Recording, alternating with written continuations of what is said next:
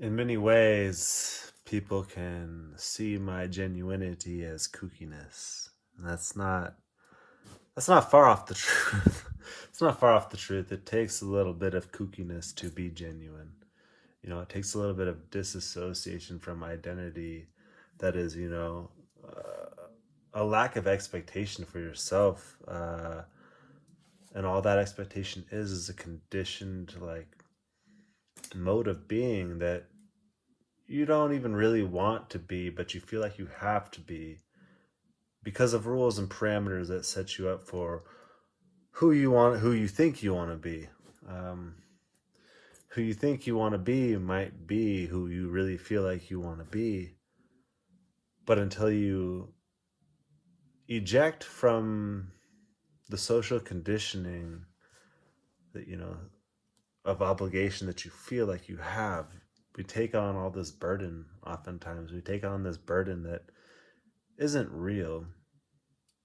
We feel like it's real because we want pleasure. We want, to feel good, and we want to make others feel good because that makes us feel good.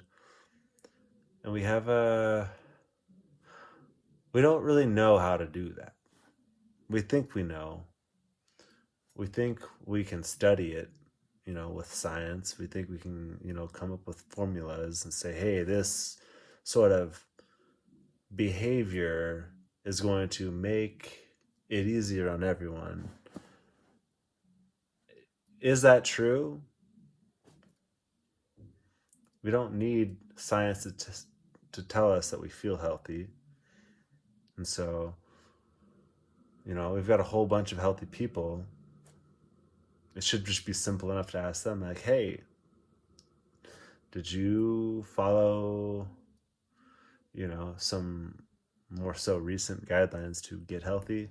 See, now I'm going to start talking about the masks. And that really ultimately is what I'm talking about anyway. Because when it comes to empowerment, this is a belief. It is a belief that you are empowered. It is a belief that you are capable.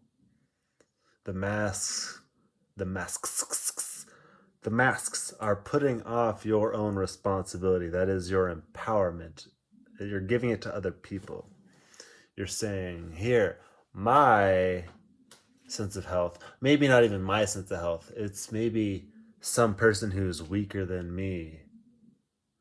Some person, needs you to be very conscious, too self-conscious of your own activity.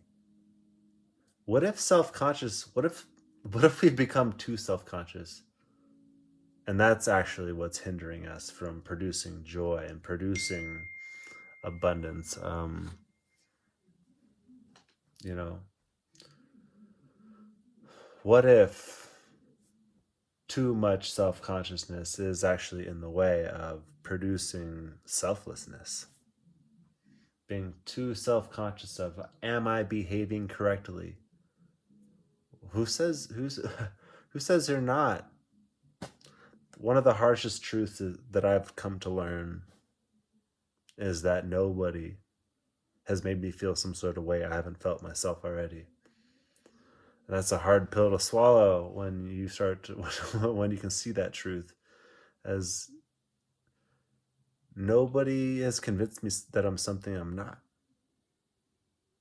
The same way as nobody could tell me, oh, you are this good, you're that great, and you don't feel like you are. No matter how many people tell you that, you're not going to believe it because it's not who you are. So why would you believe that someone else made you feel shitty? Why does it work that way but not the other way? Empowering yourself is choosing your belief. Empowerment is choice. Love is choice. Conscious love is choice. It's not the fleeting emotion that says, I can choose to be afraid of this and I can choose to make you do something that, is going to make me feel some sort of way. That is a choice. What kind of choice is it? Choice conscious choice, your neocortex's ability to rise above it, is your ability to be still in the water. Thank you. Thanks for listening. More of these flow chats, you know. They'll come up soon. Have a good day. Expand or expire.